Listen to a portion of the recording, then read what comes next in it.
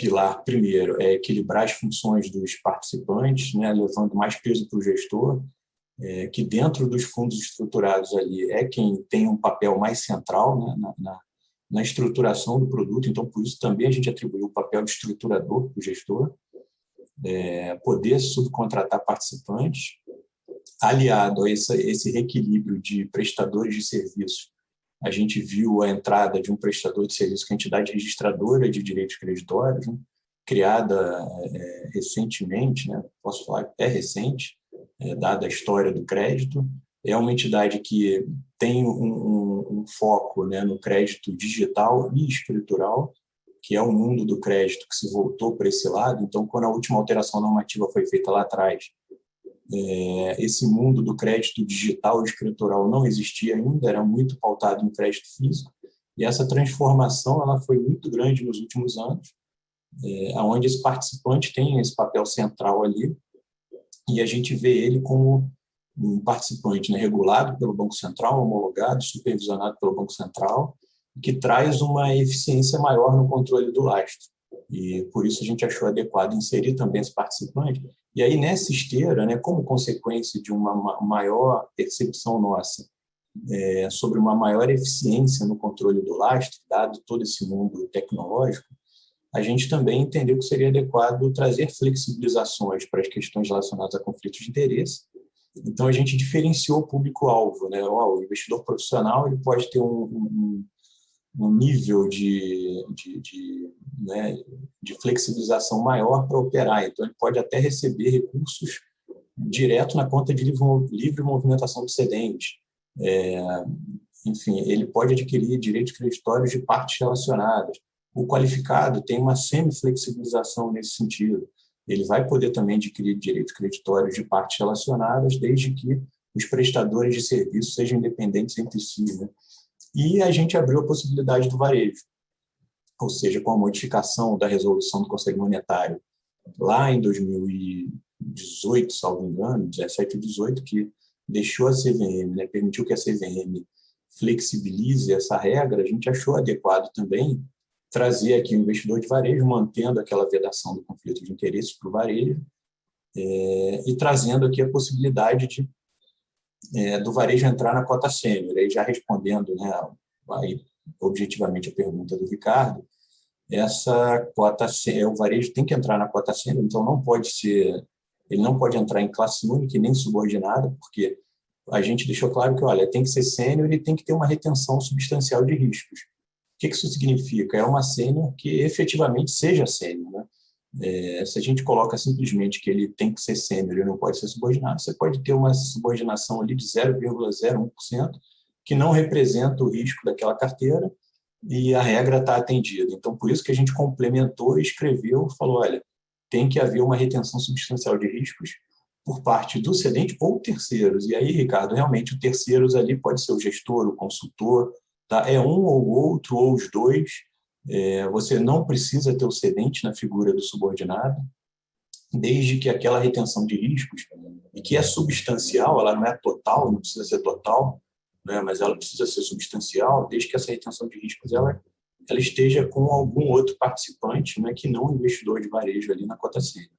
Então, esse foi o racional, essa estrutura que você comentou, onde a cota subordinada, né, cobre parte, a totalidade, né, e mais da totalidade da perda esperada para a carteira, é perfeitamente encaixada aqui para o varejo. Tá? Então, acho que esses foram os pontos. E a questão da regularidade fiscal, né? A gente trouxe ali acendeu a luz para uma questão de responsabilidade do gestor aqui. É algo que a gente entende, a gente, obviamente, né, a audiência serve para isso, a gente trouxe a proposta e pode aprimorar a redação, mas o conceito ali é o seguinte, olha, dentro do dever de diligência do gestor, ele tem o dever de olhar para a regularidade fiscal do cedente, se aquela transação que ele está fazendo, ela pode ser impactada por alguma irregularidade fiscal do cedente dentro do dever de diligência, no contexto da carteira. Então, você tem uma carteira pulverizada, né, com uma diversificação grande de cedentes, com um prazo curto de direitos creditórios na carteira, que nível de conforto o gestor tem que ter para a regularidade daquele cedente, né? O gestor pode entender que ele tem que ter um nível mínimo de conforto ali, dado o impacto que algum problema vai trazer na operação do fundo. Agora, se a gente está falando de um fundo, né, com uma concentração maior de excedente, com direitos creditórios mais longos, ou seja, qual o impacto que a análise da regularidade fiscal ali traz para o fundo é grande. Então, o gestor tem que ter um olhar maior sobre essa regularidade fiscal do cedente, sim. Isso já é dado, hoje ele já tem que fazer isso, né? E, enfim, a gente só colocou ali, colocou uma luz normativa sobre essa questão. Então, enfim, é algo que, obviamente, aí, em termos de redação, a gente consegue deixar isso mais claro, se não ficou tão claro na audiência. Eu não queria deixar passar, são duas flexibilizações que a CVM está fazendo. Uma é com relação ao conflito de interesses, né? A possibilidade do cedente, do gestor, do consultor especializado, do administrador cederem, originarem direitos creditórios para o fundo. Acho que essa é uma mudança muito relevante e ela vem de um histórico ali por volta de 2010, quando a CVM identificou algumas fraudes no mercado, adotou a instrução 531, proibiu completamente esse tipo de operação.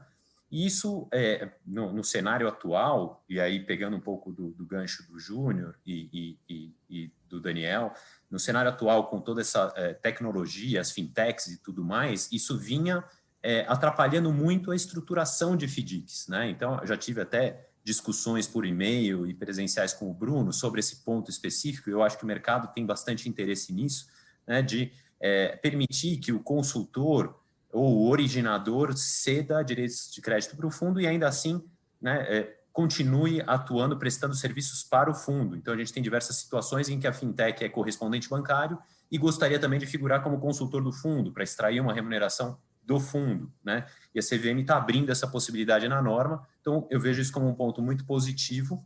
Aliás, toda essa flexibilização em função do investidor profissional, então o investidor profissional pode basicamente tudo, você pode ter um fundo que não tenha mais a conta vinculada, então o próprio cedente receba na sua conta e transfira para o fundo.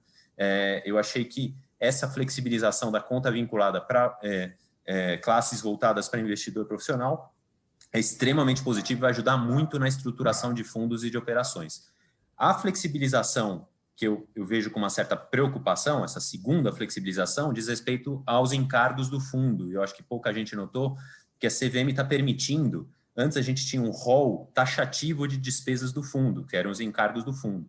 E agora a CVM colocou que, além daqueles encargos, você vai poder ter como encargo do fundo tudo aquilo que o administrador entender que seja próprio do fundo.